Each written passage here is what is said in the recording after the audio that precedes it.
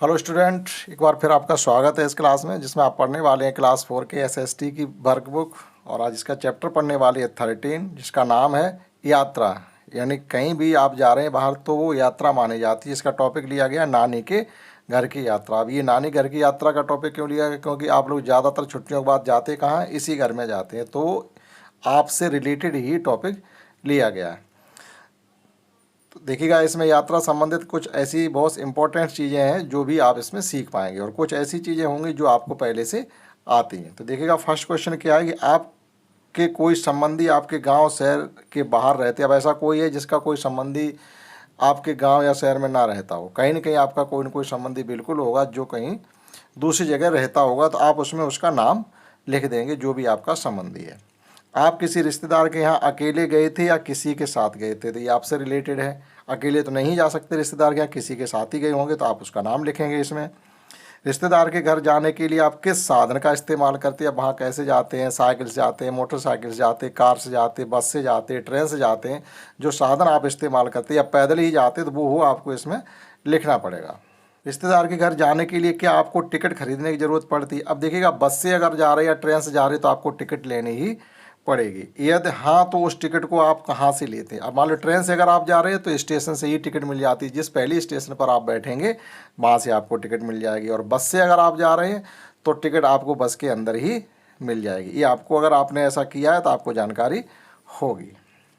रिश्तेदार के घर जाने के लिए आपने क्या तैयारी की थी? अब ये तो आप स्वयं बता सकते हैं क्या तैयारियां की हैं। भाई, हमें अपना सामान रखना पड़ेगा, आने जाने के लिए कपड़े रखने पड़ेंगे, कितने दिन वहाँ रहेंगे उसकी व्यवस्था करके आपको अपने कपड़ों वगैरह लेके चलनी पड़ेगी, तो वो भी आप इसमें स्वयं लिख पाएंगे। आप बस से कहाँ कहीं गए हैं? कहाँ, यहाँ बस का पूछा। अगर बस से आप कहीं गए हैं तो उस जगह का नाम लिख दें कि बस से हम यहाँ तक गए हैं। बस में अपने कौन कौन सी सूचनाएं लिखी देखी? अब इसमें देखिएगा बस में क्या सूचनाएं होती हैं। देखो, बस में एक तो ये सूचना होती है बस का नंबर पड़ा होता है। दूसरी सूचना ये होती है बस कहाँ से कहाँ तक जाने वाली है, वो लिखा होता है। तीसरी सूचना उसमें ये होती है बस कौन से डिपो की है, ये लिखा होता है। और जब आप उसके अंदर जाएंगे तो कुछ सीटें ऐसी होती हैं जो रिजर्व सीटें होती हैं, जैसे स्वतंत्रता सेनानियों के लिए, विकलांगों के लिए, सांसद या विधायक हैं उनके लिए सीटें रिजर्व होती हैं। खाली हो तो आप बैठ सकते हैं, लेकिन अगर उनमें से कोई आता है तो वो सीट आपको खाली करनी पड़ेगी। ये सूचना उसके अंदर लिखी होती हैं। अब फिर वही नेक्स्ट क्वेश्चन हमसे ये पूछ लिया, क्या बस में आपने कोई आरक्षित जगह देखी है? उसकी क्या आरक्षित जगह जो अभी हमने जस्ट बताई, आरक्षित क्या होती है? 2-3 लोगों के लिए सीटें आरक्षित होती हैं। जैसे एक विकलांग, जो दिव्यांग लोग होते हैं उनके लिए सीट आरक्षित होती है। मतलब खाली अगर वो नहीं है तो आप बैठ सकते हो, ऐसा नहीं है वो नहीं है तब भी सीट पर कोई नहीं बैठेगा, आप बैठ सकते हो। लेकिन अगर कोई दिव्यांग व्यक्ति आ जाता है और वो कहता है ये सीट हमारे लिए, तो आपको खाली करनी पड़ेगी। इसी प्रकार से स्वतंत्रता संग्राम सेनानियों के लिए भी सीट आरक्षित होती है। सांसद हैं, विधायक हैं, मंत्री हैं, उनके लिए भी सीटें आरक्षित होती हैं। तो आप इसमें इतना लिख सकते हैं।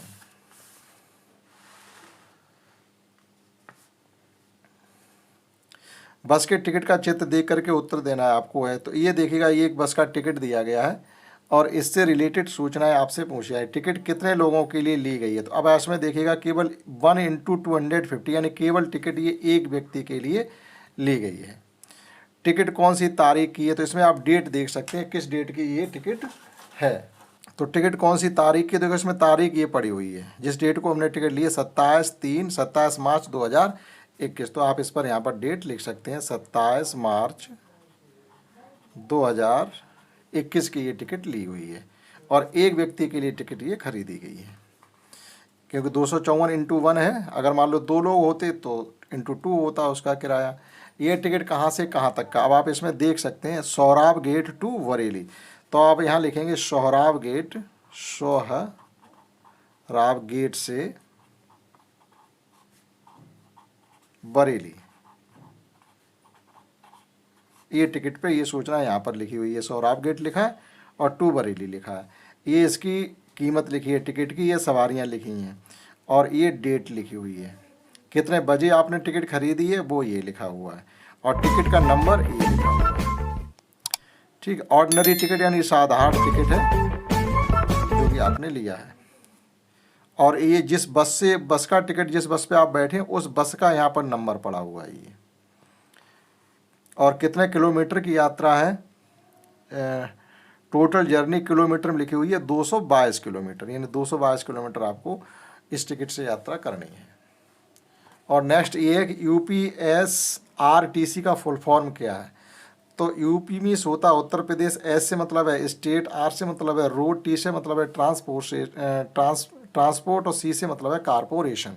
हिंदी में इसको कहेंगे उत्तर प्रदेश राज्य रोड सड़क परिवहन निगम।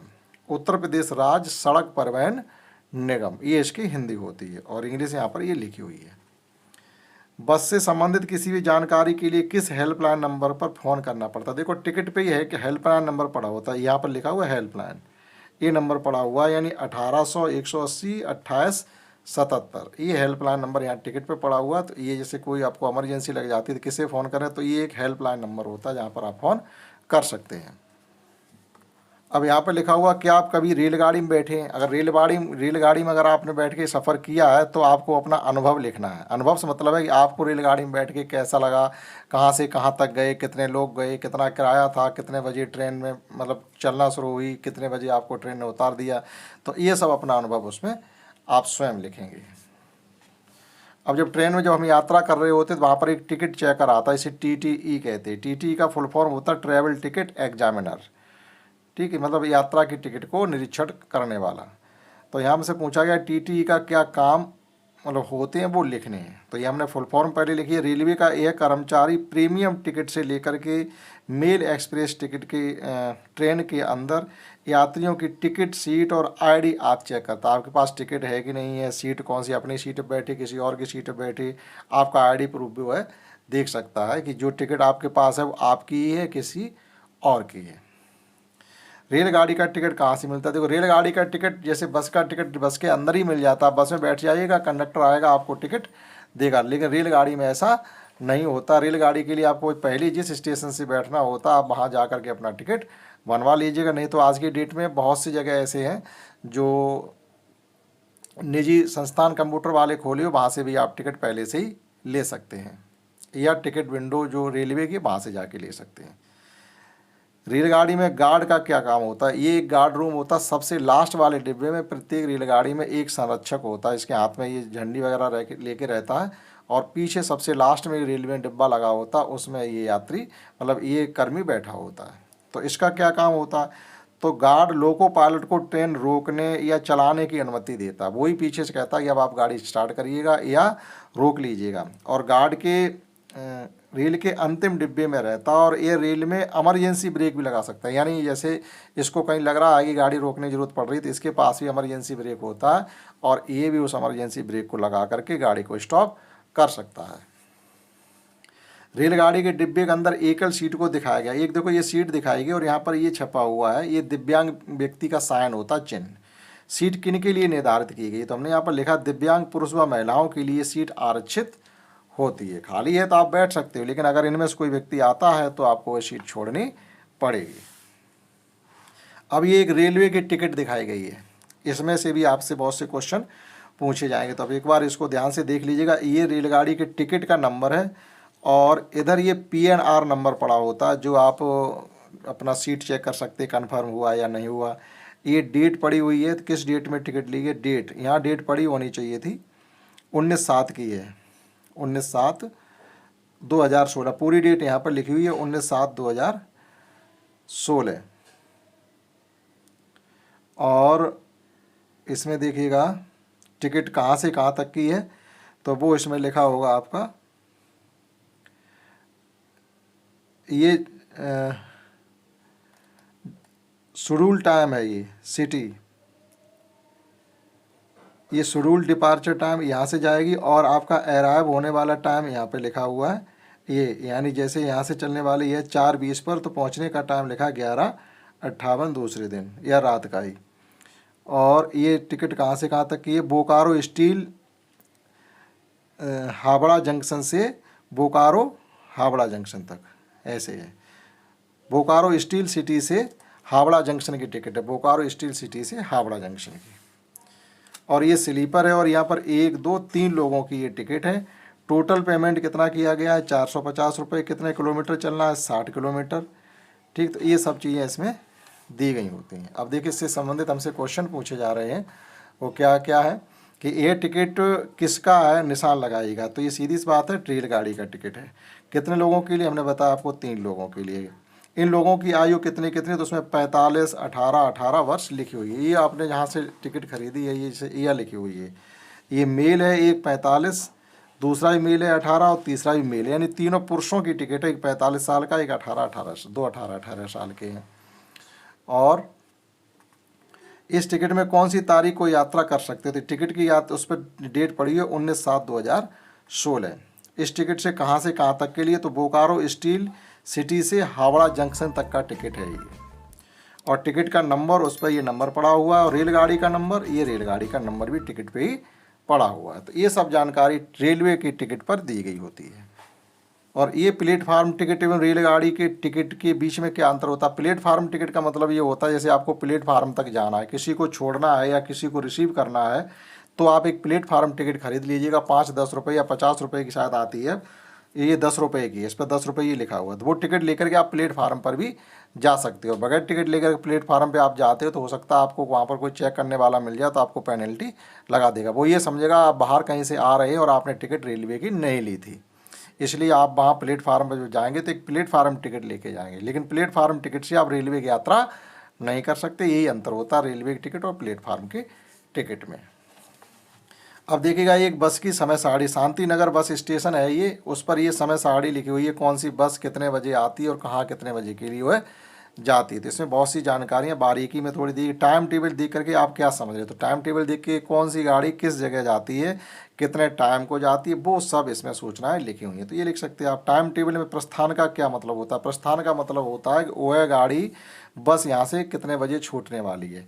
छूटने का मतलब होता है, प्रस्थान का मतलब होता है छूटना, यानी चलना प्रारंभ होना। शक्ति नगर से वाराणसी की बस 12 बजे के बाद पहली बस कितने बजे है। 12 बजे के बाद बस जाती है, लेकिन वो पूछ रहे पहली बस कितने बजे है शक्ति नगर से वाराणसी। तो देखिएगा, शक्ति नगर से वाराणसी के लिए टिकट है, कहाँ तक वाराणसी। अब यहाँ हमसे पूछा गया शक्ति नगर से, तो इसमें बहुत बारीक लिखा हुआ है, देखो दिखेगा इसमें कहीं पर भी।